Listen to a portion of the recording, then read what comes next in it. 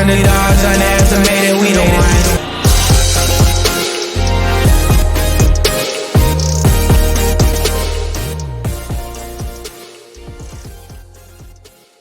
It's the Underdogs. We're back. Jordan Brenner here, as always, joined by my partner in crime, Peter Keating. Peter, how are you on this fine summer morning? I'm pretty stoked, Jordan. Can you feel it in the air? We're moving toward fall sports with all kinds of new underdog landscapes to underdog parks, if you will, to survey. And we are definitely headed toward a lot of football, and we will get into that today. Peter, also, you've had this baseball segment you've been wanting to do forever. We're finally going to do it. We'll let you explain that later. Plus, I've got a couple things to say on the upcoming FIBA World Cup basketball. Can anyone beat the U.S.? There's a couple teams I'm eyeing. But first, Peter, we're almost like 10 days away from college football. Week 0 is coming right around the corner.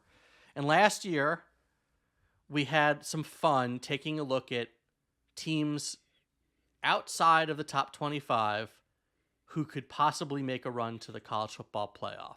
Well, Jordan, some of us had some fun. I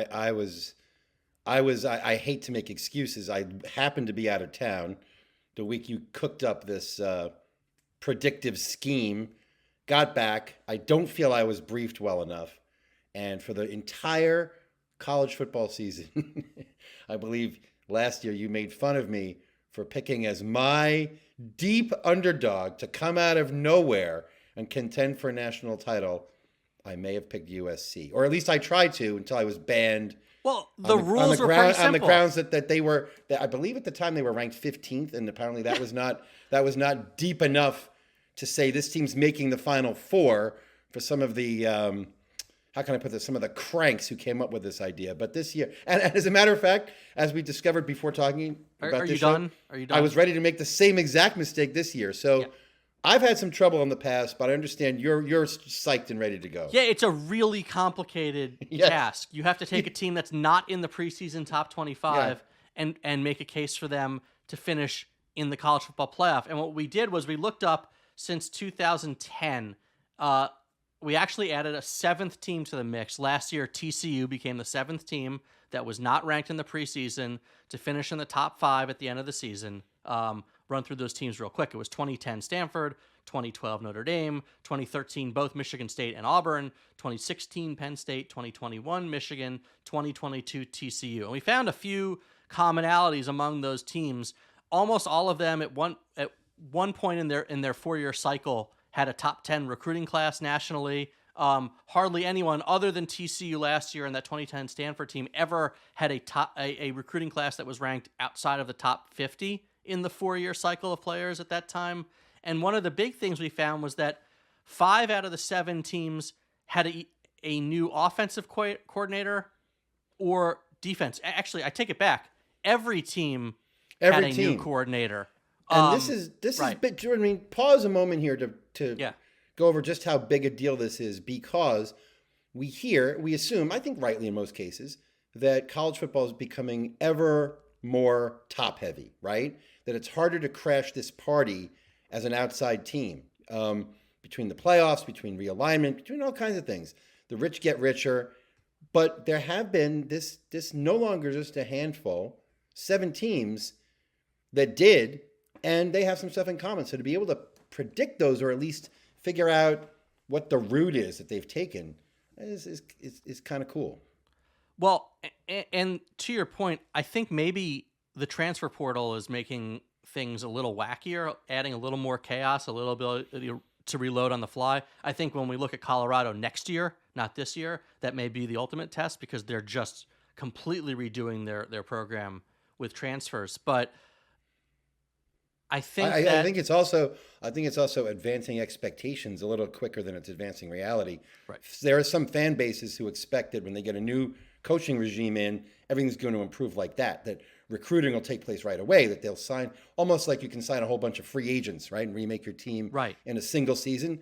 I think some of the teams we're going to be talking about this year are actually what we might call post-hype sleepers, right? The teams that brought in new ways of doing business, but it might take more than a year to really get off the ground. Well, and the other thing is, and we'll get to our picks in a second, whatever team we are picking is going to sound weird because by definition, they're outside of the top 25. So expectations right now are not high. So what we're basically doing is looking at a team where if you could concoct a best case scenario for something that maybe isn't expected, could that team end up in the top 5? Are there enough factors that if they break right could look good for them? So, and you just have to think back just one season. That happened with TCU up until literally, right? Almost literally their horrible final game. Everything kind of went right for them. That's, you have to have a whole bunch of long shots hit week after week after week to get close to a national championship from starting, get close to an Alabama, right? Or a Georgia from starting as not being one of the top 25 teams in the country. Right. And TCU, in fact, their odds to win the championship last year in the preseason were plus 20,000. So my pick for this year is actually more of a favorite than TCU was last year. They're plus 12,500. And that's the Miami Hurricanes. Look, like I said, there are plenty of reasons why you can poo-poo this pick. But here's what I'm thinking. First of all, we mentioned the coaching turnover. Mario Cristobal is in his second year as the head coach, but he's already changed coordinators again, so that falls in line with the trend we've seen. In particular, their offense was sort of unimaginative last year, and the hope is that with Shannon Dawson in place calling the plays, that things will be a little bit better. The big things for them, Tyler Van Dyke dealt with shoulder injury last year after a strong freshman year. The thought is he should be fully healthy and should be able to take a big step forward. And then the other thing was their offensive line was a mess last year, but through both recruiting and transfers, they've really beefed up the O-line, which, as we've talked about in recent pods, as far as the NFL goes, I think is the key to a good offense. So if that line is a lot better, that's the first step. The second thing is, they were a 5-7 team last year, and they had horrible luck, Peter. Right. Now, Jordan, look, we talked about how expectations can race ahead of reality. This is a rabid fan base.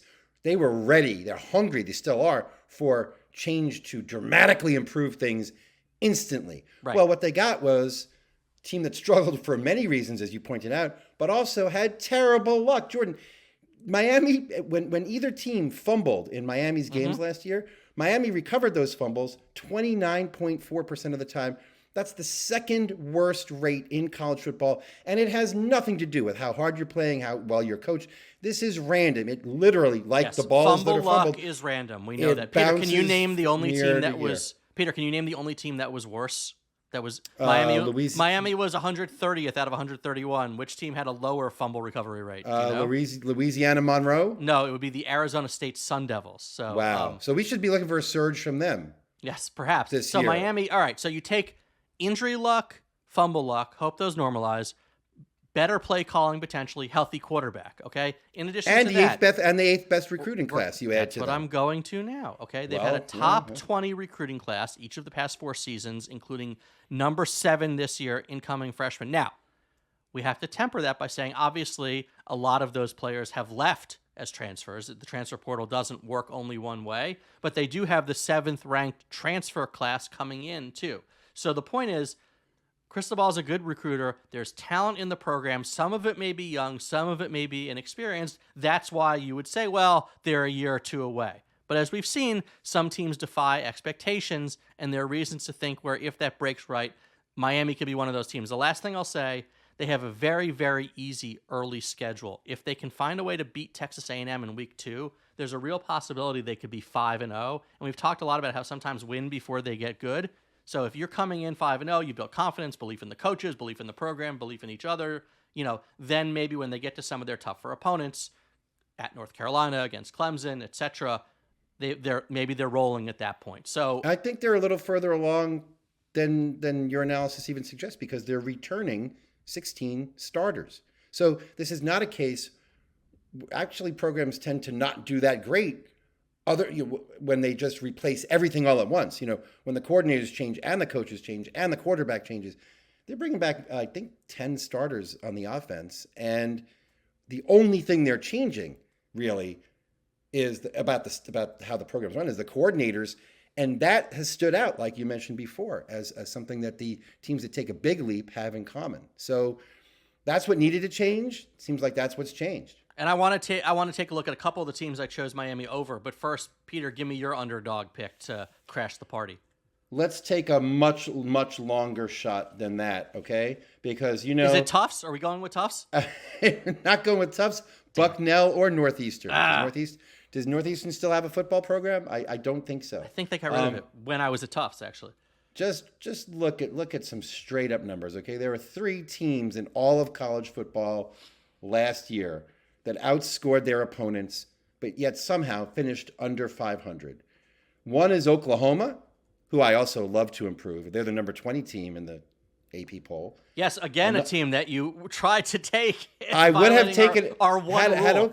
I won't go on, but had the poll voters just given Oklahoma a little bit more bad luck, I would have picked them. But another team that did that is Texas, now number 11. The third team is Kansas. That's right, checking in at plus 30,000.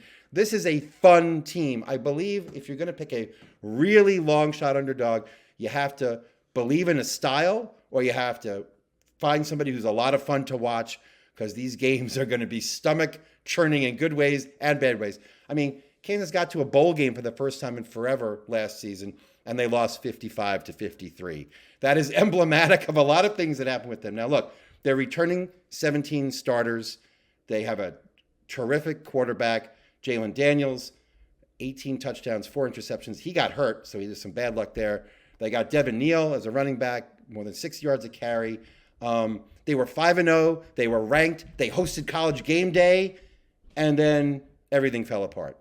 In their last 4 games, opponents scored 43 or more points in every game against them. The defense was terrible. But look, if you're going to have a big hole, have it be in one unit, have it be on one focus. You can patch that up with a couple of players as opposed to having to replace everything but the kitchen sink or everything and the kitchen sink. They got a bunch of new starters on the defensive line through the transfer portal. Kobe Bryant, not Kobe, not the Seahawk. The cornerback for Kansas is an outstanding corner. And, I've been reading all these people talking about their record in close games in the second half of last year as though it was some kind of collapse. It was just bad luck. Look, they played the 7th strongest schedule in the country last year. They ranked 38th in the simple rating system, but their record was under 500. They're due for a big bounce back. They have some interesting, strange games on the schedule, like a road game at Nevada. If they win those games early, they'll be headed for a Texas showdown early in the season, and a lot's going to ride on that, but they're a lot of fun. Look, team scored and gave up 460 points last year. A lot of fun. I would like to throw a little cold water on this. First of all, they violate our cardinal rule of needing to change coordinators. They have the same staff in place the last 3 years. The other thing is there's just not the influx of high talent coming into the program that we've seen in some of the other teams that have made this leap. Here's their last 3 recruiting classes. This incoming freshman class, the class of 2023, 73rd in the country. The year before it was outside of the top 100, and 2021 class they're in the top 40 for the past 4 years, which 63rd. Which is what we wanted to see, something in some kind of upper ranks of something for over the 4 years of the program. But the coaching staff's pretty new. They didn't switch coordinators because they're basically sticking with an offense that worked pretty damn well. All right. Well, real quick before we move on to this baseball thing you want to talk about, a couple teams that caught my eye and didn't quite make the cut. There's a lot of teams in the SEC that seem to fulfill. And last year, if you remember, we were talking about a couple SEC teams. I think Mississippi State was one. We actually missed on Tennessee, who for a while was looking like they would be the next team in this group. But Auburn and Florida in particular, again, are teams with new coordinators, highly ranked recruiting classes. I think the biggest thing they have is each other and the rest of the SEC. It's just harder for a team like that to vault out of nowhere and get through the likes of Georgia and Alabama and LSU. There's a reason why of those 7 teams that have done this, only Auburn from 2013 is the only SEC team in the mix. So I would keep an eye on the progress a team like an Auburn, a team like a Florida, a team like a South Carolina makes, but I think it's what's working Jordan, against you like them Duke? Is each other. I don't love Duke yet this year. The crazy long shot that I'm watching is Nebraska. Matt Rule has turned programs around before. totally new coaching staff, good recruiting class. There are a lot of problems there, but for a total long shot, watch them in the Big Ten. I'll just say Oklahoma again, even though they're not eligible for our predictions because they're already ranked 20th. Let me ask you a quick question. Alabama, over under right now, 10.5 wins, bringing back very few starters on offense or defense. They've switched coordinators on both sides of the ball. Look, they lost Bryce Young. They lost Will Anderson. Can you possibly take Alabama at over 10.5? Or are we going to fade them a little bit this year? I have a hard time writing off Alabama ever, just with the amount of talent they bring into the program. But I see where you're going with this, especially with the what the rest of the SEC is looking like. I don't know. Are you saying you're taking the under?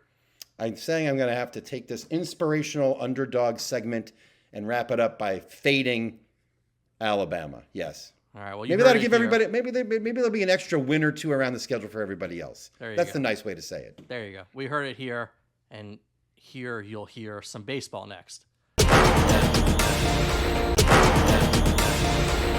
Now, Peter, you're always telling me that you've got this great way to see who the guys we should be picking up in fantasy baseball are. Follow the money, follow the market. So I'm finally letting you talk about this on the podcast. Help some people out, help them win their leagues. Let's go. Thank you, Jordan. The program always is way better when the gatekeeper lets me in a little bit. That's right.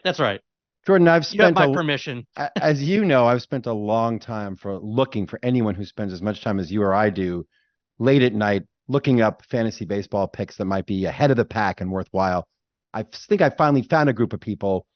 I want to credit Jeff Zimmerman of Fangraphs because this is something he pays attention to.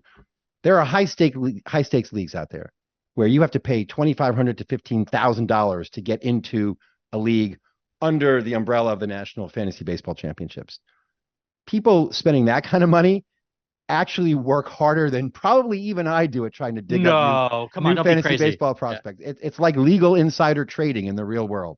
Mm-hmm. And these owners usually are a week or two ahead of the crowd in finding new players to scout and pick up. And this is the time of year you want that kind of help because right, because it's super hard because most people have already brought up their big prospects. There aren't any, guys you haven't heard from. There's large sample sizes. How the hell do you find someone who isn't already on a team who can actually help you win a league in the last 6 weeks of the season? Right. And you don't have a month to try somebody out. If you're contending, you got to plug players in just like in real life. We're going to make a difference now. So here are some players who've been picked up in a number of high stakes leagues, yet are rostered in fewer than 10% of ESPN league teams. And can I just say, this is fun not only if you're trying to figure out a way to win your fantasy baseball league at the last second, but just if you're a baseball fan in general and you're thinking about, I don't know, my Yankees are terrible or someone else. Who are some under the radar guys who we might be able to... your team sometimes tells you who to pay attention to, even when you're not expecting. Oscar Gonzalez is back for the Guardians. Right. I didn't know where he went in the first place. I didn't know if we were going to see him again, but he's a fun player to watch. Right. All right. So give us some guys to keep an eye on. Okay, I'm going to give you number 1. Zach Littell, starting pitcher, Tampa. This guy's 27. He almost got cut? He almost got thrown off a mound last year by his manager when he got into a fight with Gabe Kapler when he was getting taken out of a game. Tampa acquired him on waivers. He signed with Boston. They got him for basically nothing. Mm-hmm. But what happens when you go to Tampa? You get good. You stop throwing the pitches that dragged you down. You start not only throwing the pitches that you're good at, but that you get better at it somehow. This guy now has a 2.65 ERA. He is in the starting rotation for a team that's contending and probably going to make the playoffs. Yep. Playing an important role. He's their number 3 starter. 39 strikeouts, 3 walks with Tampa. That's what happens when you go to the Rays. All right, I'm sold. He's worth a flyer. Guy number 2. Number 2, kind of a similar situation. Emerson Hancock, young starter, just up from Double-A. Different situation. He's a huge prospect, right? Well, yeah, he was a number 1 first round pick, number 6 overall a couple years ago. But he's making the jump from Double-A to the majors. Has a wipeout slider, velocity hits the upper 90s. What I mean when I say similar, all of a sudden he's been thrust into the starting rotation and is probably going to get another bunch of starts for a contending team who at the Mariners. He's got to keep the walks down, but his underlying stats in the minors show that he can do that. He's got to translate that to the majors. Give him a flyer. He starts twice. Well, he's in the middle of this week where he's starting twice. So he's someone to keep an eye on. Okay. And number 3, to go for a reliever. This time of year, it's really hard to find saves anywhere. Mm-hmm. Matt Brash still rostered only 7% of ESPN league teams, which is crazy. Jordan, 15 strikeouts per 9 innings this season. And if you're in a keeper league, the Mariners like to deal away their relief aces. They get good value for them, and they promote these flamethrowers. It just happened with Andres Munoz. If it's going to happen again, it could happen next year, and Brash could be the closer in waiting. Okay. Finally, a flyer I love, a little bit more speculative, guy named Lucan Baker. This is a double-sided, a backhanded compliment, I should say. Okay. He's probably the best hitter to spend the whole year so far in AAA. He absolutely mashed. OPS of 1159 in AAA, where he hit 33 home runs while hitting around 330. He's up with St. Louis now. He's probably going to be their DH for the rest of the season. He's increased his walks, doubled his walks this year. He's cut his strikeouts. He's a monster. He's 280 pounds, Jordan. They say he's like Boog Powell. That's the same Boog Powell they named the barbecue restaurant after in Camden Yards. He's DH only. Who cares? Let him rake. We're going to see if he can rake. So you were looking at Lucan, you're saying? I was hoping Lucan keeps eating the bacon. I'm looking for Lucan Baker. Hope he bakes up some more. Yes. Well, with this, we just lost the plot. But I was looking for Lucan. 4 guys to keep an eye on. They probably could all start for the Yankees at this point because holy crap, that ship is sunk. Listen, the high stakes guys are picking up Bowers too. Jake Bowers as a Rizzo replacement, but I like all 4 of these picks. Depending on what your needs are, better than Bowers. Bowers is a 220 hitter, I think. All right. Well, we got to listen to you talk baseball. It's my turn with basketball now. So, Peter, we're about 10 days out from the start of the FIBA World Cup. If you're not World Cupped out already from soccer. New World Cup. This is excellent. It's not new. It's just, it's growing. I mean, for us to pay attention to on the program. Yes. And look, basketball's not at the point where soccer is, where there's just so many teams that can win. But the talent is spreading around the world, right? I'm reliably informed. The U.S. team lost 2 games last time. Is that right? Yes. It's a 32-team event, and while the U.S. is the favorite at -120, it is hardly guaranteed that they will win. As you said, they did not win in 2019. Now, I'm fairly comfortable saying that one of the 5 favorites is very likely to win this, and that's the U.S., Canada, although they're without Jamal Murray now, France, Australia, and Spain. But this is the Underdogs podcast, so we like to look a little bit deeper and see if we can find someone who's more of a long shot to win the tournament. And way down deep, like teams we don't think that are going to win, we should acknowledge it's still hugely fun to see them participating in international competitions like this, because that's what spurs interest and investment around the world. For some of these countries, it's their first sporting event. South Sudan has a team in the FIBA World Cup. Montenegro. Do you know who their coach is? Do you know who South Sudan's coach is? I now that I brought them up, I'm embarrassed that I don't. Who is it? It is Luol Deng. So that's super exciting. Yeah. And he's done so much for that country, but we digress. That's excellent.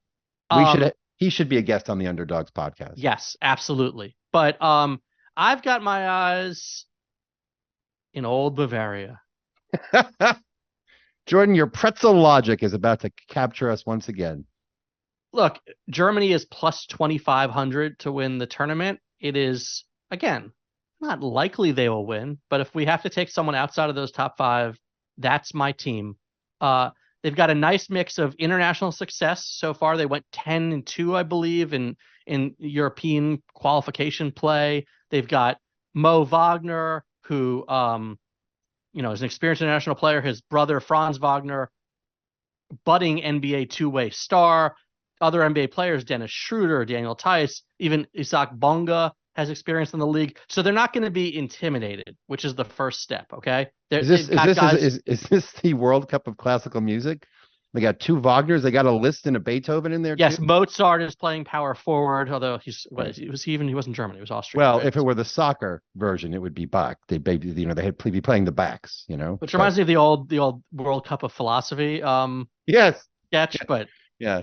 But real quick, I think Germany, especially when you look at some of the top players who are missing from other countries, and even the U.S., I like their team a lot. Again, far from a given with this group.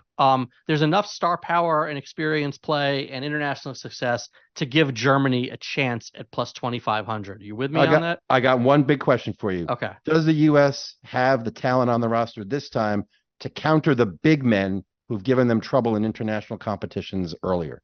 I've seen Jalen Brunson play really well already, but can they stop the other guys, big guys? Yes, and they're just going to play small. It's a Steve Kerr team, and they're going to cause problems the other way. Like Jaren Jackson Jr. is going to play a lot at the 5, and so good. Rudy Gobert, you go cover him on the perimeter. So U.S. probably the favorite, not guaranteed to win. Long shot Germany. These are the underdogs. We'll see you next week.